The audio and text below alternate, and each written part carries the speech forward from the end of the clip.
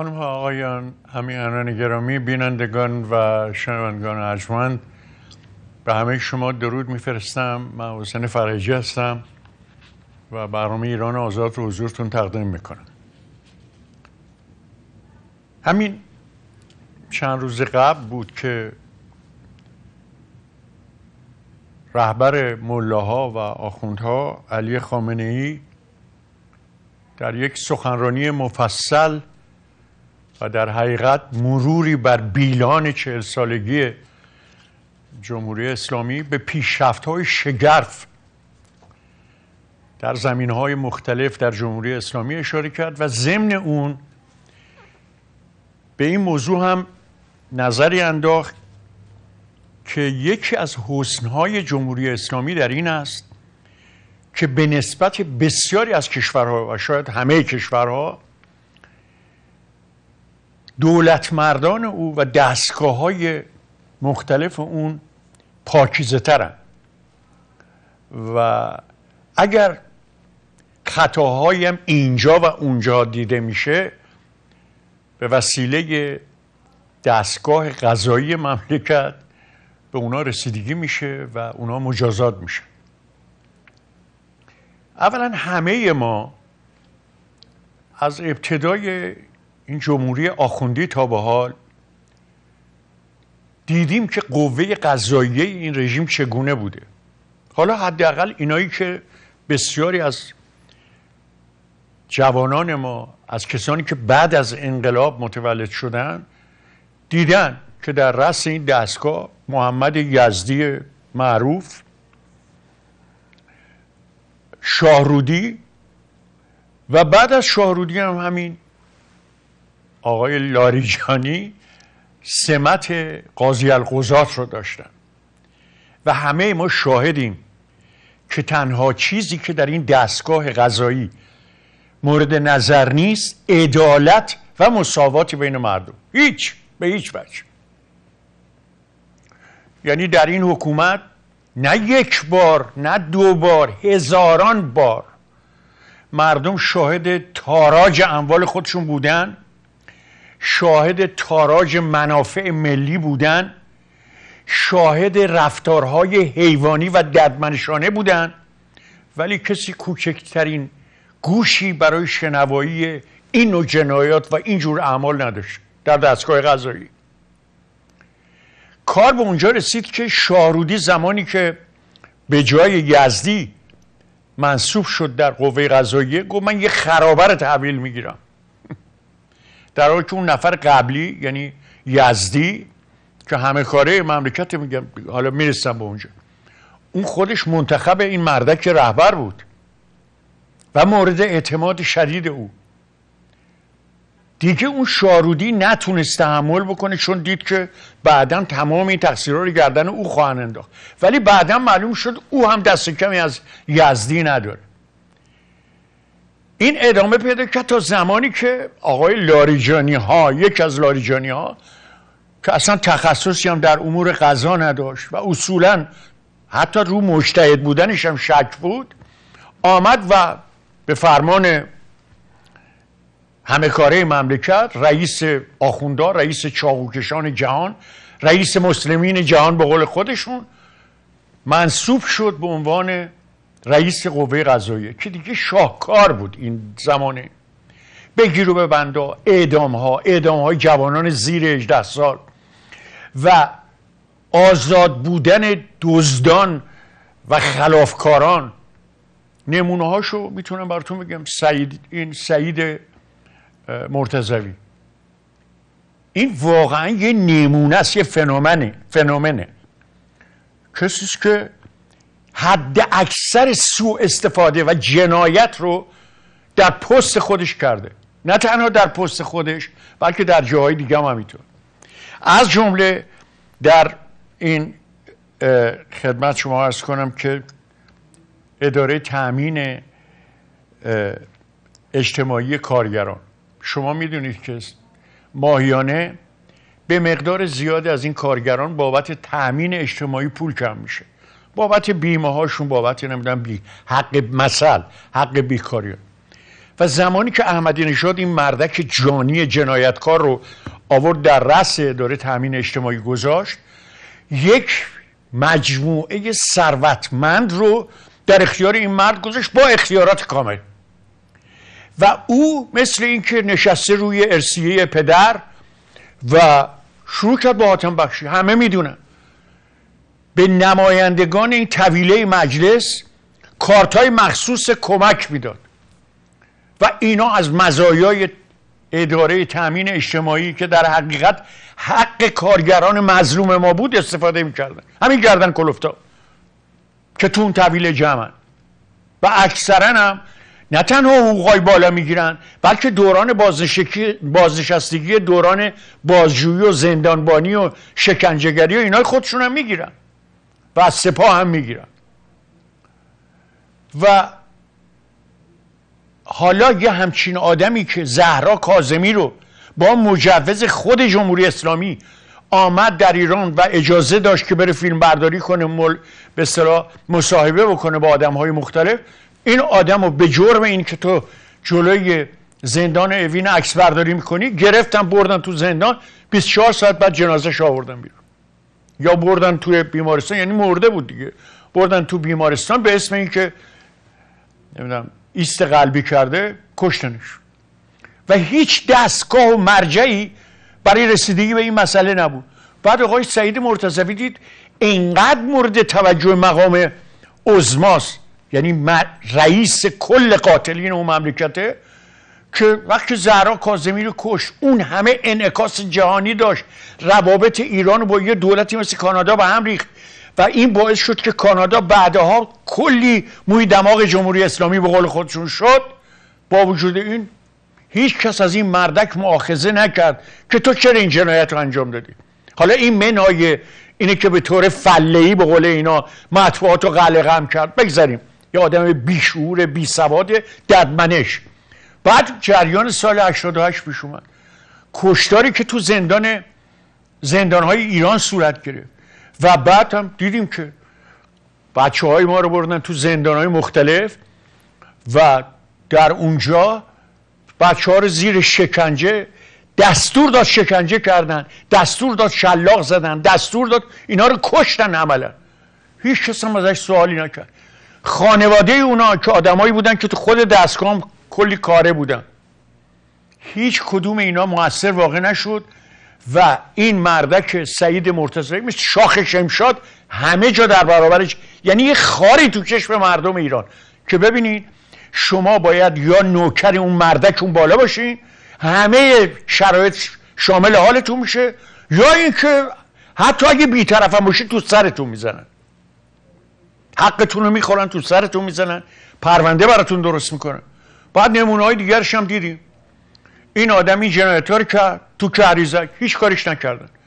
بعد آمد توی تأمین اجتماعی میلیاردها خورد بسیاری از این کارخونجات سودده و داد به زنجانی و گفت این مال تو. در برابرش سفته‌هایی گرفت که او به جایی که تأمین اجتماعی اینو بذاره به جریان، اون بابک زنجانی میتونست بذاره به جریان و یقه دولت رو بگیره. تاراج کردن تمام ثروت. حالا یه به اصطلاح دادگاه قلابی تشکیل دادن برای اینکه خیلی دیگه اهمیت پیدا بکنه. گفتن سعید مرتضوی به 40 ضربه شلاق محکوم شده و مثلا 2 سالم زندان، ولی از سایر اتهامات تبرئه شده. خب بعد معلوم شد که توی این جریان پیاده روی اربعین این آقا جزو کسانی بوده که رفته کربلا. بعدم رفت کربلا، یه مدتی مون نیومد، در حالی که باید زندان باشه دیگه، همه گفتن تو زندانه. بعد نیامد، بعد دوباره آمد ولی ول میگشت.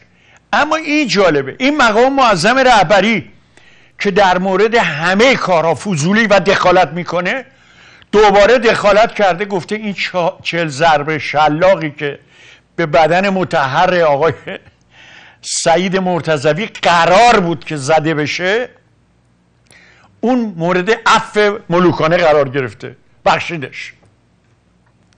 حالا آقای ترک همدانی وکیل کارگران تامین اجتماعی گفته تنها مجازاتی که میشد احساس کرد که این مجازاته، چون دیگه اون زندان نبود که توش بیاد بیرون بره بگرده، شلاق بود دیگه. حالا بگذاریم اگه اینا بودن که با پنبه شلاق میزدن به اون مرده. خب نمونه‌های دیگه دیدیم. آقای سعید طوسی دیگه به 12 تا بچه تجاوز کرده، بعد پرونده درست کردن، تمام کسانی که شاهد جریان بودن اومدن شهادت دادن، رفته تو دادگاه پرونده گم شده. گفتم پرونده گم شد. بعد معلوم شده که دادستان تهران پرونده رو گرفته گذاشته تو کشوش، بعدم گفته رسیدگی نمیکنه. به همین راحتی، در حالی که صدها نفر رو به خاطر همین اعمال، یعنی زنا و نمیدونم لواط و اینا، گرفتن اعدام کردن. ولی بغل گوش رهبر یه آدم جانی، یه آدم بیمار جنسی به 12 تا بچه که آمدن قرآن خودشون یاد بگیرن تجاوز میکنه، هیچ کارش نمیکنه.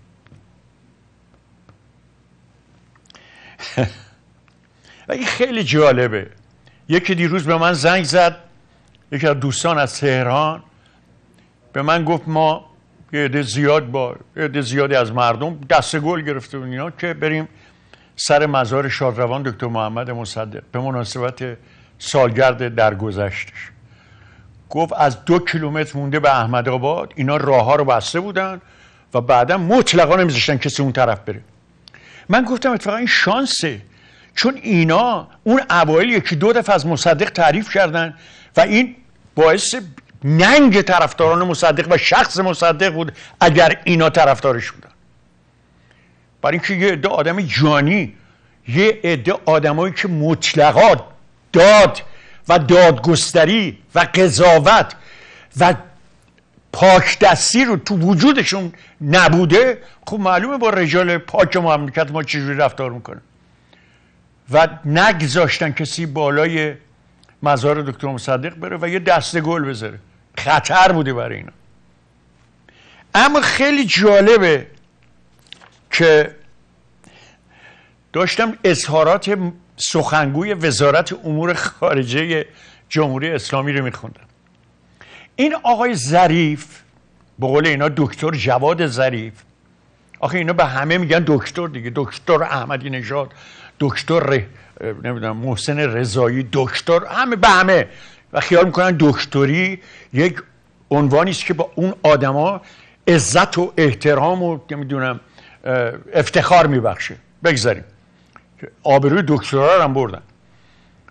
این آدم گفته که آقای در جریان ملاقات بشار اسد در تهران، دکتر ظریف تا زمانی که آقای بشار اسد از ایران رفت، از اینکه قرار بشار اسد به ایران بیاد با مقام رهبری ملاقات بکنه، اینا نه رئیس جمهور اطلاع داشته و نه وزیر خارجه. من به یاد این انداخت که زمانی که احمدی نژاد هنوز ریاست جمهوریش 1 سال برقرار بود، باید با انجام میشد، این مردک رهبر اون رندی آخوندی رو به کار بست، ولایتی رو فرستاد، همه میدونی، به مسقط و عمان، رفتن مخفیانه با معاون وزارت خارجه وقت آمریکا تماس گرفتن، قول و قراراشون رو برای مذاکرات بعدی گذاشتن. بعد خب چون قبلا در زمان این آقای خاتمی این حسن روحانی هم امتحان خودش داده بود با تیمی که جواد ظریف هم توش بود، نشسته بودن تو سازمان امنیت ملی و صحبت کردن سر همین جریانات مربوط به مذاکرات اتمی. دوباره اینا رو آوردن مسئول کردن رو انتخابات قلابی رو. بگذاریم که آقای حسن روحانی برنده شد و کلید دستش گرفت و رنگ صورتی رو انتخاب کرد و اینا رو بگذاریم. اینکه این انتخابات در جمهوری اسلامی همه شعبده بازی بوده تا به حال، همه اینا رو باشتن مأمور کردن در حقیقت، یعنی سپر بلا قرار دادن در برابر مقام رهبری. چون اون مردک یکی از رندیهای آخوندیش اینه که آدما رو میزه جلو.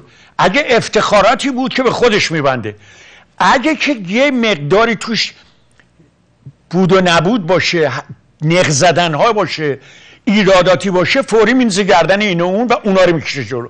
این دور قابچینا هم شروع میکنن که بله مقام معظم رهبری. حالا همه میدونن بارها و بارها همین ظریف که اینم یه مقداری رندی آخوندی داره، گفته بود که ما کوچکترین مذاکرات که انجام میدیم با نظر مقام معظم رهبریه. و این جالبه که حتی یک دفعه مذاکرات رو به مدت 4 روز به بنبست کشیدن و تعطیل کردن برای اینکه ظریف بیاد تهران مقام معظم رهبری رو در جریان مذاکرات بذاره. بعدم دیدیم که زد زیرش. گاره من به اینا گفته بودم و اینا از خط قرمزا عبور کردن. از این رندیایی که فقط اون دوروریا، اون دور قابچینا، اون دزدا که میخوان دزدی کنن هم به همیشه به اون میگن تو حق به جانب توه، اونا باور کردن. بقیه همه پوزخند زدن، همه خندیدن به اینا. اینو چی میگن؟ ظریف و روحانی و نمیدونم دار دسته اینا سپر بلا بودن در برابر اون مردک. اون مردک خیال میکرد در مذاکراتی که با آمریکایی‌ها میکنه کلی میتونه امتیاز بگیره که مقدارشو گرفت البته. ولی بعداً همه امتیازات برای اینکه اینا سیاست درست حسابی ندارن، از یه طرف میان راجع به برجام صحبت میکنن، از یه طرف موشک هوا میکنن، از یه طرف مهمتر از همه بعضی از کشورها رو به جنگ و نابودی تهدید میکنن، از عربستان گرفته تا امارات متحده عربی تا بحرین تا نمیدونم اسرائیل و بعد آمریکا. گفتی که اون مردک دیوانه فیلد مارشال نقدی گفت اسرائیل عددی نیست، ما دشمن اصلی و جنگ آینده اون با آمریکاست، چون اینا مغزاشون خالیه، اینا اصلا از پیشرفت‌های تکنولوژیک به خصوص در زمینه‌های اسلحه و اینا خبردار نیستن. اینا 6 تا موشک دارن، خیال میکنن با این میشه دنیا رو فتح کنن و باورشون هم شده. و این آرتیست بازی دیگه. حالا معاون وزارت خارجه گفته این که نمیشد که آقای بشار اسد بیاد با رهبر ملاقات بکنه، یک نفر از اعضای هیئت دولت نباشه. آقای قاسم سلیمانی، بعد الان این بحث هست توی وسایل مجازی که بچه‌ها می‌نویسن که آقا واقعا وزیر خارجه جرخ 5 درشکه است، این آقای ظریف خیلی جدی خودش گرفته. اصل کاری سردار سلیمانیه که باید حضور داشته باشه. سردار وحیده، اون مردک 500 کیلویی گلپایگانی رئیس دفتر طرفه و ولایتی، بقیه کاری نیستن. و این دفعه در زمانی که بشار اسد اومد همه ثابت شد بهشون که آقا اینا همه شرخ 5 درشکن، این اعضای هیئت دولت حسن روحانی، هیچ کدوم اینا نبودن. بعدم دیگه اینقدر به اون مدکه ظریف این موضوع گران اومد که استفاده گفت آقا وزیر خارجه اصلا کاری نیست. ما حتی بهمون نگفتن که آقای بشار اسد میاد و موقعی که سوار هواپیما شد به ما گفتن آقا رفت.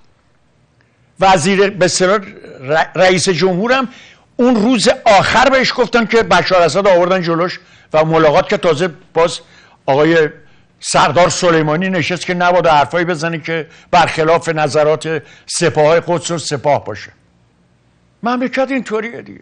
مملکت آقا امام زمان در رأسش مردک کینه‌جوی عقب افتاده‌ای که خیال میکنه عقل کل جهانه و یک مشت سرداران حلبی به دوشی که الان همه کاره شدن با داغ و درفش و کتک و اعدام و اینا میخوان مردم رو ساکت کنن. اصلا هم کاری ندارن که این دشمن تراشی‌ها برای خودشون در آینده این رژیم رو نابود که میکنه هیچی نسلش رو برمیداره برای همیشه. حالیشون نیست. اصلا توی دنیای دیگه ای سر میکنن. اینا میگن اگه 20 سال دیگه ما رو کاریم پس همه یه چیزایی که وجود داره غارت کنیم و بعد بریم یه سرزمین سوخته تحویل بدیم بریم. برای اینه. اما یه جریان جالبتر، من بارها در این برنامه گفتم که این مقامات جمهوری اسلامی خودشون رو به کری و نفهمی میزنن بعضی وقتا. از جمله این سخنگوی وزارت خارجه آقای بهرام قاسمی خیلی جالبه، گفته روسیه کشوری نیست که از خواسته های اسرائیل پیروی کند. دقیقاً هست. گفته ما از نظر استراتژیک با روسیه در یک شرایط خوبی در سوریه هستیم و چون ما در اونجا نیرو نداریم مستشاری هستیم. خیلی خنده داره. تا حالا یه چیزی بوده 10,000 نفر اینا کشته دادن، میگه ما حالت مستشاری داریم. بعد آقای پوتین در اعلامیه‌ای که با آقای بنیامین نتانیاهو که چندی قبل اونجا بوده صادر کردن، گفته تمام نیروهای خارجی از جمله جمهوری اسلامی و اذناب اون، یعنی حزب الله و اینا، باید از سوریه خارج بشن. اینا میگن نه، این تبلیغات اسرائیله که این حرفا رو میزنه، در حالی که ثابت شده روسیه کاملا با این جریان موافقه. در بسیاری از بمبارانی که اسرائیل در سوریه انجام داده، پایگاه‌های حزب الله رو زده، پایگاه‌های سپاه قدس رو زده، روسا از بیخ گوششون این هواپیماها رد شدن، نشنیده گرفتن، هواپیماهای اسرائیلی، و حتی اجازه ندادن این دستگاه‌های تدافعی سوریه از این موشک‌های روسی استفاده کنن برای زدن هواپیماهای اسرائیل به هیچ وجه. بعد این مردک میگه روسیه کشوری نیست که از خواسته های اسرائیل پیروی کنه. اینا نمیدونن که، یعنی میدونن، کاملا میدونن، نوکرن دیگه، میدونن که روسیه سابقه تاریخی داره با ایران، چه اتحاد جماهیر شوروی، چه روسیه تزاری و چه این روسیه پوتین. زمانی که سر منافع خودشون میرسه به طور کلی همه رو، بقیه آدمای دیگه، کشورهای دیگه رو ندیده میگیرن و تعهدات که داشتن زیر پا میذارن، مثل خیلی از این کشورهای غربی، مثل خود آمریکا. ولی دیگه روسا سابقه تاریخی ما باشون داریم، نمونهش آذربایجان، نمونهش دریای خزر، همه اینا. اما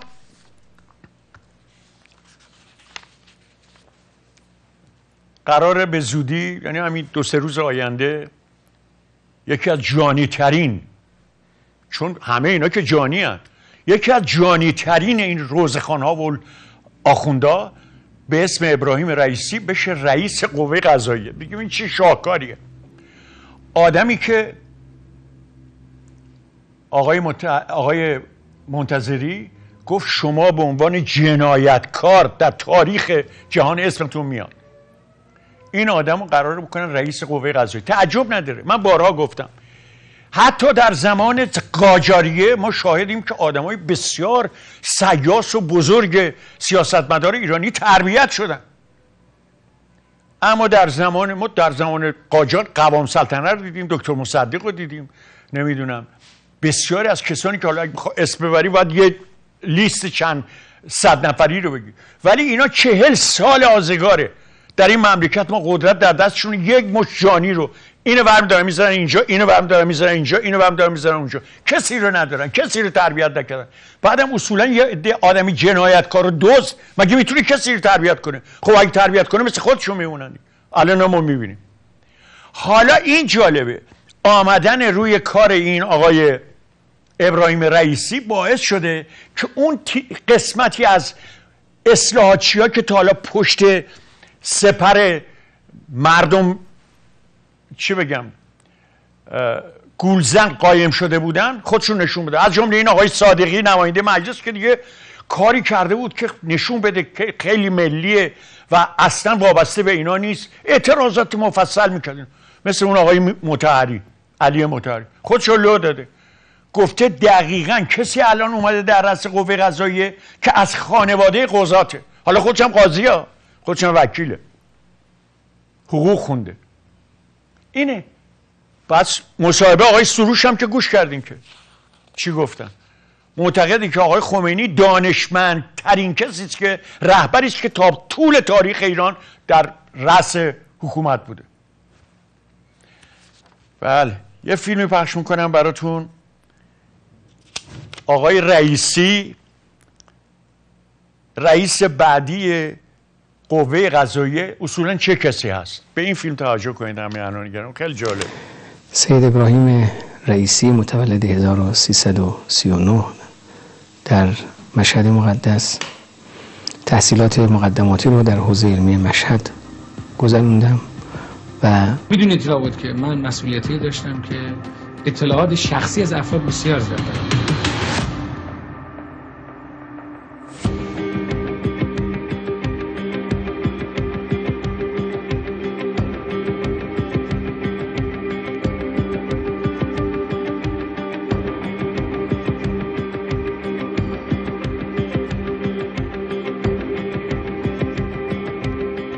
به نظر من بزرگترین جنایت به جمهوری اسلامی شده و در تاریخ ما رو محکوم میکنه به دست شما انجام شده و شما رو در آینده جزء جنایتکاران تو تاریخ می‌نویسن.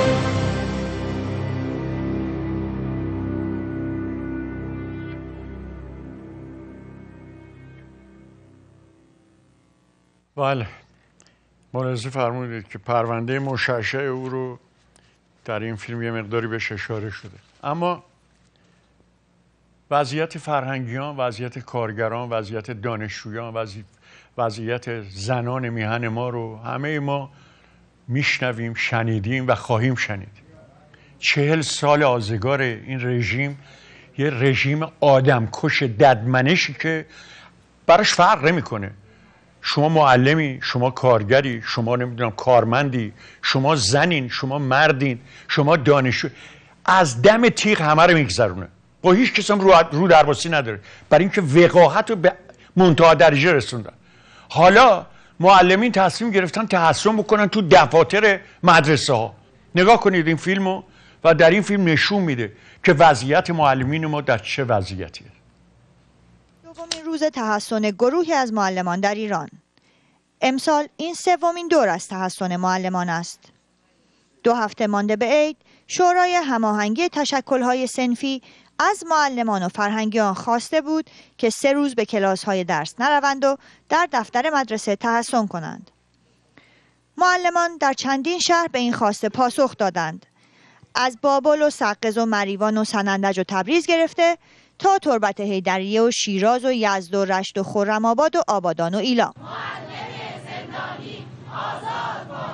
در تحصن‌های مهر و آبان امسال معلمان خواستار رفع موانع قانونی برای فعالیت رسمی تشکل‌های صنفی فرهنگیان و آزادی معلمان زندانی بودند. به گزارش نهادهای حقوق بشری در حال حاضر محمد حبیبی، اسماعیل عبدی، محمود بهشتی، روح الله مردانی، عبدالرضا قنبری، محمد ثانی و بختیار عارفی از معلمانی هستند که به دلیل فعالیت‌های صنفی در زندانند. مشکلات معیشتی دیگر موضوع مورد بحث معلم هاست. با توجه به گرانی و تورم، معلمان خواهان افزایش حقوقشان هستند. آنها خواهان اختصاص بودجه عادلانه به آموزش و پرورش، بیمه کارآمد و فراگیر برای فرهنگیان و اجرای اصل 30 قانون اساسی در مورد آموزش رایگان هستند. ایران بیش از 90,000 مدرسه و 1 میلیون معلم دارد. معلمانی که بارها خواهان رسیدگی به وضعیت خود شدند، اما هنوز پاسخ روشنی دریافت نکردند.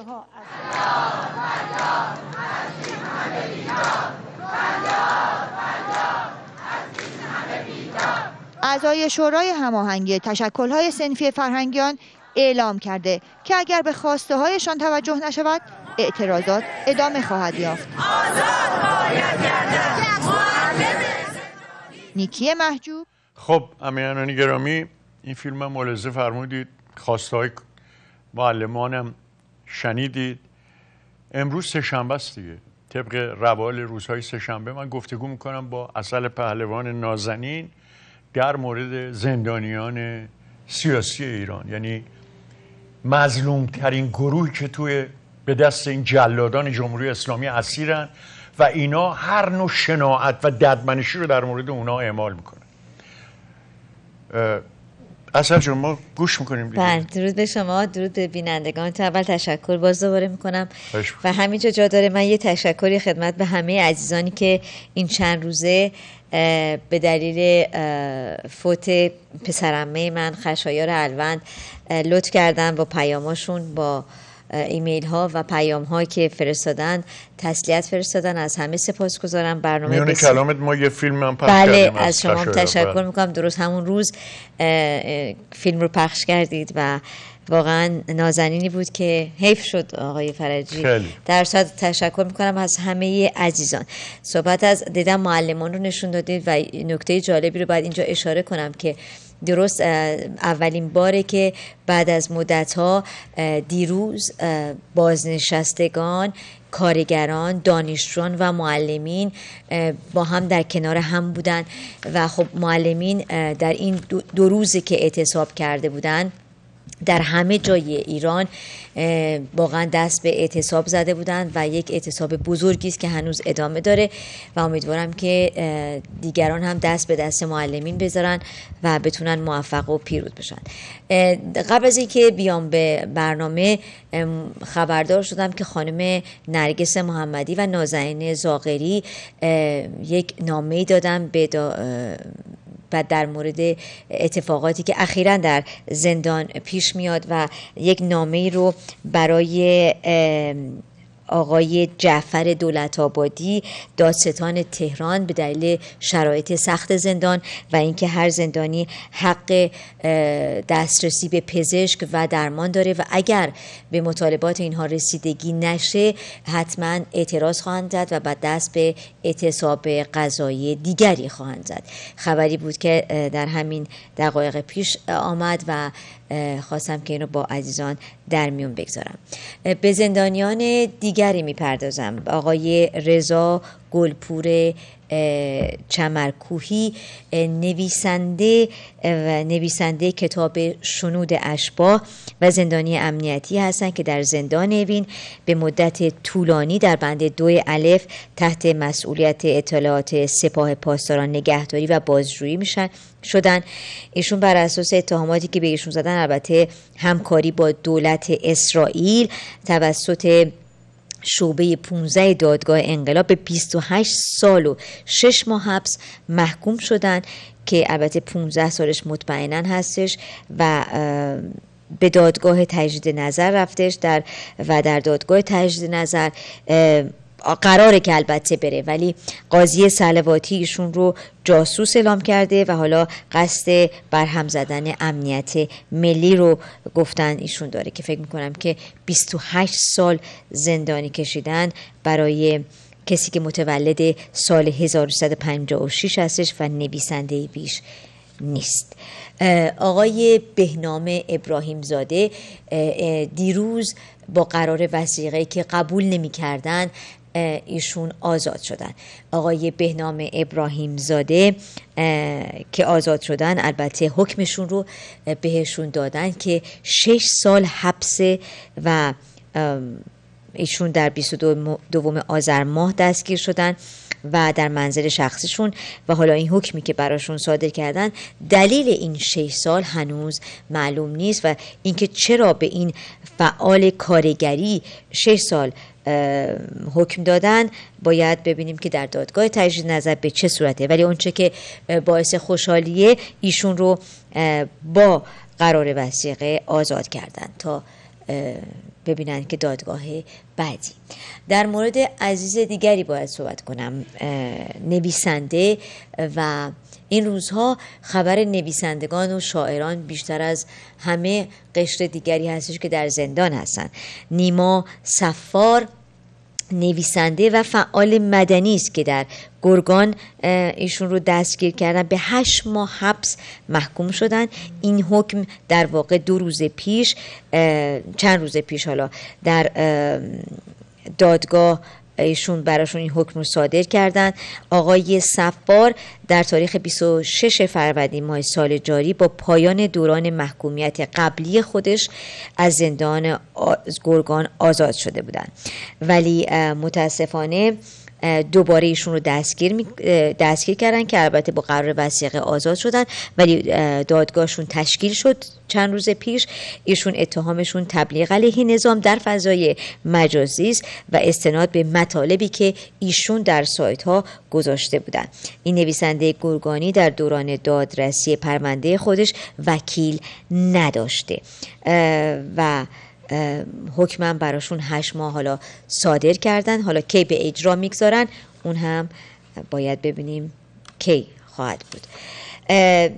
آقای رحیم غلامی باز شاعر دیگر و نویسنده دیگری است که توسط نیروهای امنیتی در شهر اردبیل بازداشت شده و به مکان نامعلومی ایشون رو منتقل کردن.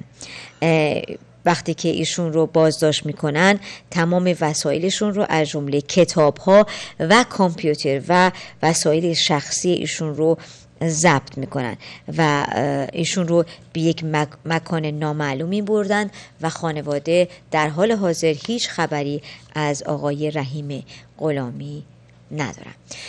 در مورد آقای سعید مرتضوی که همگی با او آشنا هستید، مدیرعامل پیشین سازمان تأمین اجتماعی که به 135 ضربه شلاق محکوم شده بود و جالب اینه که خود خامنه ای حکم شلاق، حالا میدونید که در دادگاهی که قبلا هم داشت در مورد کهریزک و زندانیای دیگه که اعتراض کرده بودن و حکمایی که برایشون صادر کرده بودن در خرداد 88 از همه اونها معاف شدن. تنها حکمی که برای ایشون باقی مونده بود 135 ضربه شلاق بود که خود خامنه ای اخیراً این بهشون عفو داد و همون 135 ضربه شلاق رو هم بهشون نمیزنن. آقای فرجی تنها چیزی که بود 135 ضربه شلاق. من خوندم 45 تا بود تو حرفم هم گفتم 45 تا، ولی صحیحش مثل که همینه. 135 تا بود که 65 ضربه شلاقش رو به دلیل حکم 2 تا قسمت داشت. 70 ضربه شلاقش به دلیل انجام بیت المال و از اینجور حرفا بود. 65 ضربه شلاقش رو هم که دادگاه تجدید نظر می‌خواست عفو در صورت این روی هم رفته 135 تا بود که کلا من فکر میکنم بعدها ممکنه که این شلاقا رو بزنن به کسانی که این کشته پدر مادرای بچه‌هایی که کشتن، ولی برای اینکه اینا وقاحتشون نشون بدن دیگه. عزیز دیگری که من دوست داشتم در اینجا، خب همگی ما آشنا هستیم با سپیده قلیان و آقای اسماعیل بخشی، فعال کارگری که در تاریخ 30 دی ماه 1197 بازداشت شدند و در روز گذشته این 2 عزیز رو به زندان‌های اهواز منتقل کردن و این عزیزان با تماس تلفنی با خانوادهشون این خبر رو به خانواده دادن. ولی اونچه که باید اینجا اشاره هم بکنم در مورد وکیل اینو عزیزان خانم سپیده قلیان هستش که آقای جمال الدین حیدری منش هستش که وکیل مدافع سپیده قلیان در صفحه شخصی خودش اعلام میکنه که با توجه به انتقال موکلم سپیده قلیان به بند عمومی زندان سپیدار اهواز که حکایت از اتمام تحقیقات مقدماتی دارد، علیرغم درخواست‌های مکرر این جانب و خانواده وی قرار بازداشت موقت او بدون دلیل موجهی همچنان پابرجاست. این وکیل دادگستری همچنین اعلام میکنه که موکلم ممنوع الملاقات نیست، ولی امروز بار دیگر با تقاضای ملاقاتم با او موافقت نشد و ما اجازه ملاقات با ایشون هنوز اجازه به ملاقات با وکیلشون نداره. خانواده و بستگان اسماعیل بخشی و سپیده قلیان به همراه تعدادی از کارگران 7 تپه چند روزی رو در مقابل ساختمان دادگستری تجمع کردند و با در دست گرفتن دستنوشته ها و پلاکارت های خواستار آزادی اسماعیل بخشی و سپیده قلیان شدند. در آخر باید از یک فرد آمریکایی به نام مایکل وایت صحبت کنم. آقای مایکل وایت که اخیراً در همین چند روزه مادر ایشون اعلام کرده که فرزندش بازداشت شده و در ایران کتک خورده. در مورد آقای مایکل وایت باید این رو اضافه کنم ایشون عضو سابق نیروی دریایی آمریکا بودن به گفته روزنامه نیویورک تایمز، و اینکه ایشون میرفته به ایران برای چندین بار و با دوست دخترشون که همین در صفحه عکسش رو میبینید با دوست دخترش ملاقات میکرده و بعد قرار بوده که ایشون 46 سال بیشتر ندارن و قرار بوده که در روزه فکر میکنم در چند ماه پیش قرار بوده که برگرده به دبی و دبی بیاد به آمریکا، ولی متاسفانه نیامده و بالاخره بعد از جستجوهای مادر متوجه شدن که ایشون رو دستگیر کردن و شرایط خوبی رو هم نداره و گویا به گفته مادر ایشون مادر مایکل وایت گفته که حتی نمیتونه وکیل داشته باشه چون پولی در اختیار نداره که بتونه وکیل بگیره. حالا چه اتهامی به ایشون زدن اصلا خبر ندارن ولی در حال حاضر زندانه و از وضعیت جسمی او هم گویا وضعیتش بدتر و بدتر شده. حالا باید ببینیم که حتما زنای محسنه بهش میدن و بعدم نگرش میدن به عنوان گروگان، چون جمهوری اسلامی از ابتدای روی کار آمدنش اصل جان مرتباً کارش گروگانگیری و باجگیری بوده. بله. چه زمانی که به وسیله عوامل خودش در لبنان حزب الله این کارا رو میکرده و بعدم دیگه رو درواسی رو گذاشت کنار، علنا خودش شروع کرد به این کار. و شاهد بودیم که تا به حالم بسیاری از این کشورهای غربی در برابر اینا کوتاه آمدن و این رو ثابت کردن که جمهوری اسلامی باج خواست و باید بهش باج داد. متاسفانه. اما همین حنان گرامی خیلی سپاسگزارم. خواهش میکنم. میخواستم به این موضوع اشاره بکنم که این جمهوری اسلامی در این حال که کارهایی که میکنه خنده آوره واقعا در مورد جابجایی آدما، مورای اندکشون که اکثرا که همشون جنایتکار هستن و به خصوص این جنایتکاران از زمانی که نه که زمان خمینی نبوده، چرا، ولی این دیگه دستچین کرده، هر چی جنایتکاره اینا رو آورده در رأس قوای مملکت گذاشته. یکی دو تام که این اواخر نق میزدن مثل هاشمی رفسنجانی که کشوندنش به قول دوستان، و اون مردک خاتمی که یا آدم بزدل و ترسویی است که همیشه سعی میکنه که اون گوشه کنارا با ذلت و خاری زندگی بکنه و دیدیم که خیلی جام جا زده، حتی گفت این انتخابات رو باید تحریم کرد، خودش رفت در دماوند رأی داد زمانی که انتخابات بود. حالا ثابت کردن اینا که باید یه دست آدمای جنایتکار بیارن در رأس کار بذارن و این جنایتکاران هم هرچی اوامر این آقای معاون حضرت آقا امام زمان هست انجام بدن. از جمله این آقای صادق لاریجانی، من یادم رفت این موضوع اشاره کنم که یادتونه همه 63 تا حساب قوه قضاییه شخصی مال ایشون بود. یعنی قوه قضاییه 63 حساب داشت توی بانک‌ها که از پول کسانی در اینجا جمع می‌شد در این بانک‌ها که کسانی بودن که فرض کنید مثلا در دادگاه‌ها محکوم شده بودن یا متهم بودن و برای اینکه اینا رو آزاد کنن ودیعه میگرفتن، میرفتن میگفتن آقا تو باید بری خونت رو نمیدونم بفروشی، خونت رو ودیعه بذاری و اینا جمع میشد. بهره این پولا رو که باید مال دادگستری بود و ادارات مختلف دادگستری توی 63 تا حساب بود و این مردک لاریجانی اینا رو شخصی میگرفت و خرج میکرد. و وقتی که این موضوع هم لو رفت، نه تنها اینا تکذیب نکردن بلکه اون آقای صادقی که گفتم که حالا تعریف داری میکنه از اینا، اونا رفتن گرفتن گفتن تو چرا به این موضوع اشاره کردی؟ و بعد گفت من شانس آوردم که تو منزلم نبودم، بعد که موضوع دیگه علنی شد اینا دست کشیدن از دستگیری من. نماینده به اصطلاح طویله مجلسشون عرض میکنه. حالا یه همچین آدمی برای اینکه کار قانونی به قول خودش انجام داده باشه، یه نامه نوشته این 1 ماه و خورده‌ای که مونده من در قوه قضاییه باشم، مقام معظم رازخانه بزرگ و رهبر چاقوکشان جهان، اجازه بدید که من کناره‌گیری کنم.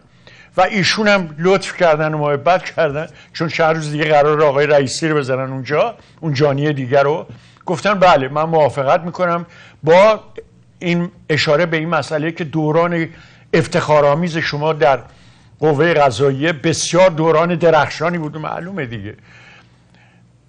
این تعریف ها رو باید اون مقام معظم رهبری از این جنایتکاران دور و بر خودش بکنه، یا یه آدمی مثل سعید مرتضوی رو مورد عفو ملوکانه قرار بده که بهش ضربه شلاق نزنن. خب اگه این کارا رو نکنه خیلی عجیب و غریبه. در هر صورت ایشون هم موافقت کرده که آقای به اصطلاح لاریجانی زودتر از موعد مقرر پست قوه قضاییه رو ترک کنه. اما به یه موضوع دیگری میخواستم اشاره بکنم. من فکر میکنم ما 2 دقیقه بیشتر فرصت نداریم و اونم مسئله آوردن آب دریای خزر به سمنانه. ما 2 تا تحفه داشتیم از سمنان و گرمسار که هر دوش به اصطلاح مال استان سمنانه، یکی آقای احمدی نژاده، یکی هم همین آقای حسن آقای کلیدسازه. ایشون یکی از کارهای مشعشعانه‌ای که قرار انجام بدن، گفتن من سعی میکنم، حتی تصویب نامش رو گذروندن، سعی میکنیم ما آب دریای خزر رو بیاریم به سمنان و از طریق سمنان چیزای رودخانه‌های فرعی درست بکنیم، تقریبا تمام ایران رو آباد بکنیم. نیست همه رو آباد کردن تا حالا. و عده زیادی از کسانی که تو محیط زیست کار میکنن آمدن اعلامیه دادن، حتی معاون اداره محیط زیست گفته شما با این کارتون دارین یک جنایت بزرگ انجام میدید. نه تنها این آبی که میارید باعث میشه که دریای خزر مورد اعتراض کشورهای همسایه ما قرار بگیره و بسیار لطمه بزنه به اونجا مثل دریاچه رضاییه، بلکه اصولا این خرجی که میخواین بکنید برای به اصطلاح آوردن آب دریاچه خزر به سمنان، این بسیاری از چیزهای محیط زیستی رو نابود میکنه و از بین میبره. ولی آقای حسن آقای کلیدساز مصمم هستن که چون در دوران افتخارآمیز ریاست جمهوریشون خدمات بسیار مشعشعانه انجام دادن در ایران، با برنامه‌های بسیار مدون و حساب شده در مورد آب و نمیدونم رودخانه‌ها و دریاچه‌ها و ایشونو با احمدی نژاد تصمیم گرفتن که از خودشون یه یادگاری برای استان سمنان که خودشون از اونجا هستن به یادگار بذارن و آب دریای خزر رو از اونجا سرازیر بکنن به طرف سمنان. در صورت کاری نمیتونیم بکنیم جز این که من بارها گفتم امیران گرامی، تمام کسانی که در ایران اعتقاد به دموکراسی و مردم سالاری دارن، تا اینا با هم متحد نشن و تا یک نیروی عظیم به وجود نیارن، نباید دل به این ببندیم که کشورهای غربی یا آمریکا یا نمیدونم فلان یا فلان کس بتونه رژیم جمهوری اسلامی رو به زیر بکشه. رژیمای جبار و ددمنش و جانی رو فقط مردم اون کشورها میتونن به زیر بکشن و این البته شک نیست که سیاست خارجی میتونه مؤثر باشه، ولی عمده فعالینی که میتونن در اینجا نقش عمده رو بازی کنن مردم هستن و مردم هم تا با هم متحد نشن، تا یک پارچه نشن و قیام نکنن، هیچ چاره دیگه ای وجود نداره. سپاسگزارم از عسل پهلوان نازنین و سپاسگزارم از امیر شهرتی و از شما که به این برنامه توجه کردید. فقط یاد تا برنامه مجله‌مونم بله یه مجله رو آخرسر نشون بدیم که این مجله فردوسی امروز این هفته است، مرگ هنرمندی که برای مردم شادی آفرید، روجل مجله فردوسی این هفته است با مقالات بسیار خواندنی و تشکر از شما و سپاس از شما که امیران گرامی به این برنامه توجه کردید. تا برنامه آینده، خدا نگهدار. زنده باد آزادی، پاینده ایران.